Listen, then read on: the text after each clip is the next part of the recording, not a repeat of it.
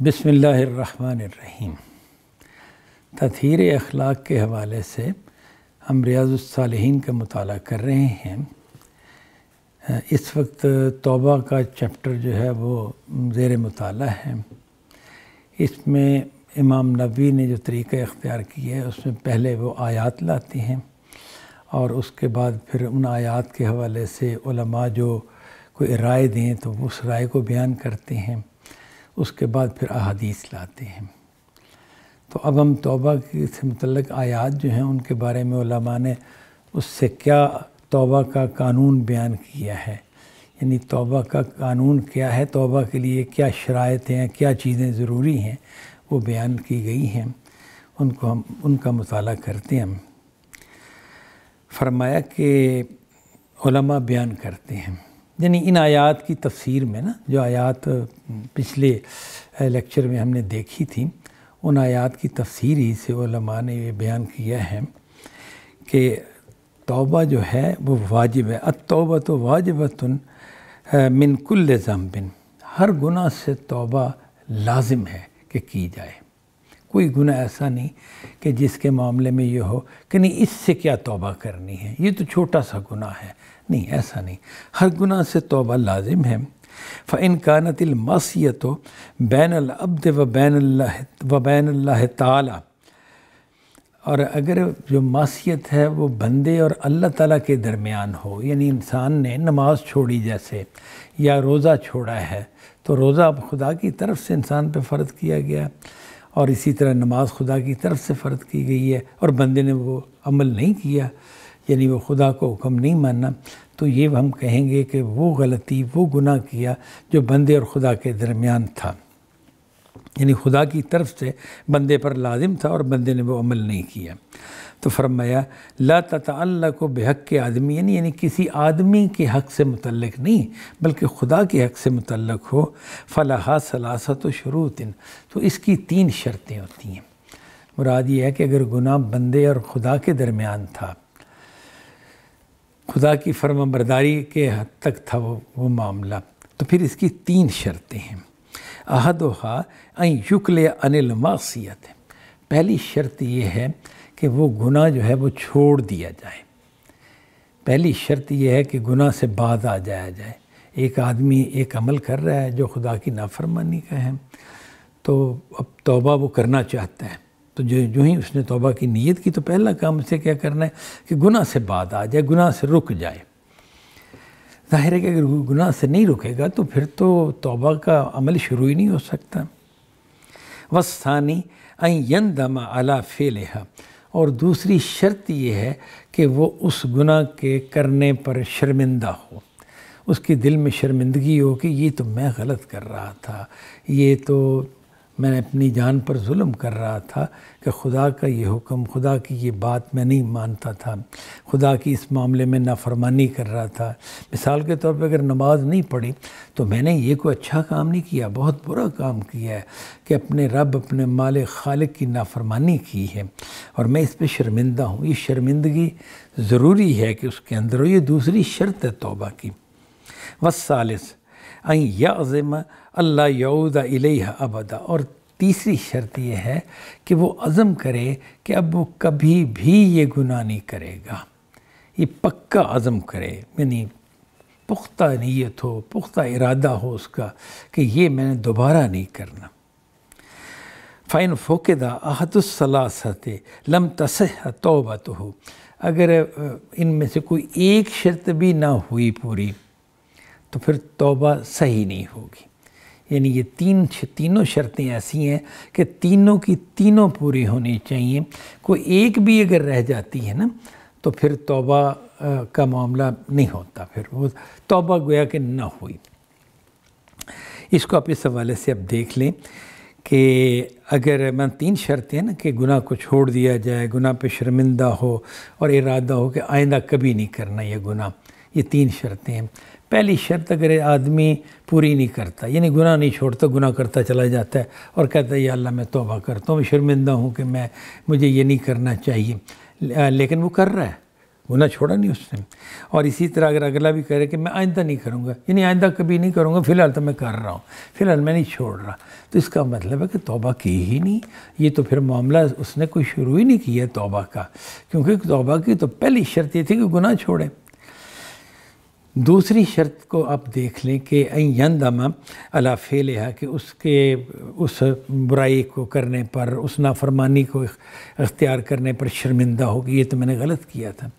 اگر یہ شرط نہ پائی جاتی ہو کہ وہ بندہ کہے نہیں میں شرمندہ کوئی نہیں ہوں، ٹھیک ہے مجھے لوگ کہہ رہے ہیں یا کتابوں میں لکھا ہے اس طرح کہ بھئی اس پر توبہ کریں، تو میں کہہ دیتا ہوں توبہ، لیکن مجھے کوئی شرمندگی نہیں اس پر، تو پھر بھی توبہ کی روح جو تھی نا وہی نہیں پائی جاتی.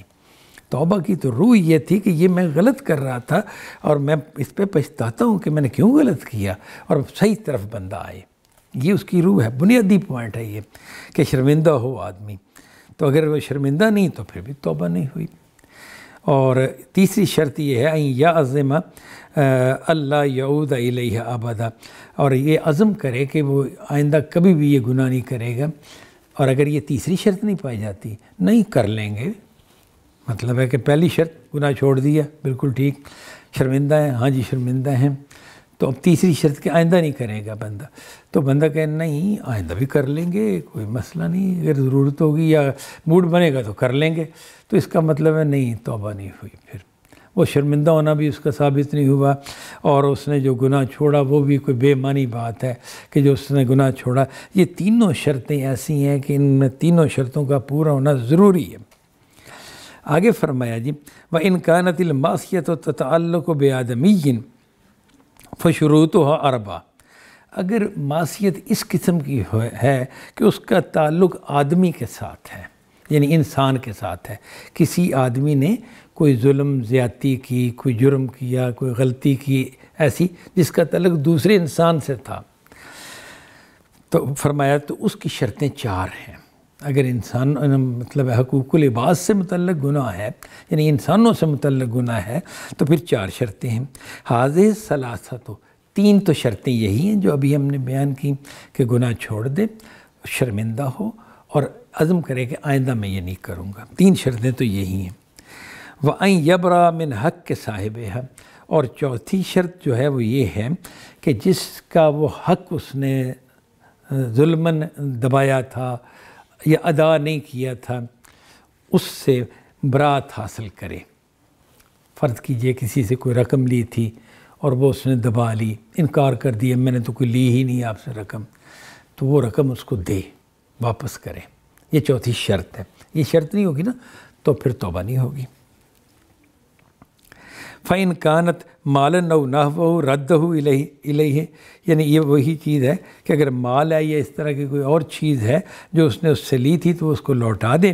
وَإِنْ كَانَتْ حَدَّ قَذْفٍ وَنَحْوَهُ مَكَّنَهُ مِنْهُ أَوْ طَلَبَ عَفْوَهُ، فرمایا کہ اگر کوئی بہتان وغیرہ لگایا تھا اور قذف کی حد کو پہنچ گیا تھا وہ بندہ بہتان لگا کر، یا اس طرح کی کوئی اور چیز ہے، تو اب جس پر بہتان لگایا تھا اس کو یہ اختیار دے اپنے اوپر کہ تم میری اس غلطی کی مجھے سزا دے سکتے ہو، جو سزا دینا چاہو، میں نے غلطی کی تھی اور اس کی تم مجھے سزا دے سکتے ہو.